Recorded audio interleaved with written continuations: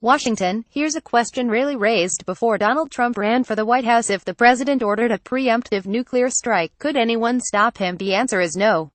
Not the Congress, not his Secretary of Defense, and by design, not the military officers who would be duty-bound to execute the order. As Bruce Blair, a former nuclear missile launch officer and expert on nuclear command and control, has put it, the protocol for ordering the use of nuclear weapons endows every president with civilization-ending power. Trump, he wrote in a Washington Post column last summer, has unchecked authority to order a preventive nuclear strike against any nation he wants with a single verbal direction to the Pentagon War Room. Or, as then Vice President Dick Cheney explained in December 2008, the president could launch a kind of devastating attack the world's never seen. He doesn't have to check with anybody. He doesn't have to call the Congress. He doesn't have to check with the courts. And the world has changed even more in the decades since, with North Korea posing a bigger and more immediate nuclear threat than had seemed possible. The nature of the U.S. political world has changed too, and Trump's opponents, even within his own party, question whether he has too much power over nuclear weapons. These realities will converge Tuesday in a Senate hearing room where the Foreign Relations Committee, headed by one of Trump's strongest Republican critics, Sen. Bob Corker of Tennessee, will hear testimony from a former commander of the Pentagon's Nuclear Warfighting Command and other witnesses. The topic: authority to order the use of nuclear weapons. Corker said numerous lawmakers have raised questions about legislative and presidential war-making authorities and the use of America's nuclear arsenal. This discussion is long overdue, Corker said in announcing the hearing. Alex Wellerstein, a historian of science at the Stevens Institute of Technology who has researched and written extensively about presidential nuclear authority, said he hopes the discussion might shed some more light on aspects of the procedures for presidential use of nuclear weapons that I think really needs to be known and talked about. He said the U.S. system has evolved through tradition and precedent more than bylaws.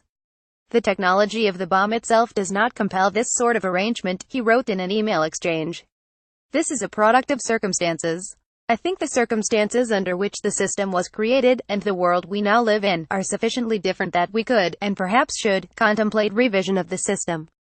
Asked about this Monday in an impromptu exchange at the Pentagon, Defense Secretary Jim Mattis was reluctant to describe his role in nuclear strike decision-making. I'm the president's principal advisor on the use of force, he said. Asked whether he was comfortable with the system as it exists, he said, I am, but did not elaborate. Some aspects of presidential nuclear war-making powers are secret and therefore not well understood by the public. The system is built for fast decision-making, not debate. That's because speed is seen as essential in a crisis with a nuclear peer like Russia. Unlike North Korea, Russia has enough nuclear weapons to destroy the U.S. in minutes. Russia's long-range missiles could reach the U.S. in about 30 minutes.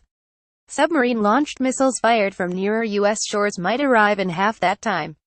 Given that some of the U.S. response time would be taken up by administrative steps, the president would have less than 10 minutes to absorb the information, review his options and make his decision, according to a December 2016 report by nuclear arms specialist Amy Wolf of the Congressional Research Service. A president who decided to launch a nuclear attack, either in retaliation for a nuclear strike or in anticipation of one, would first hold an emergency conference with the Defense Secretary, the Joint Chiefs of Staff Chairman and other advisors. The commander of U.S. Strategic Command, now Air Force Gen.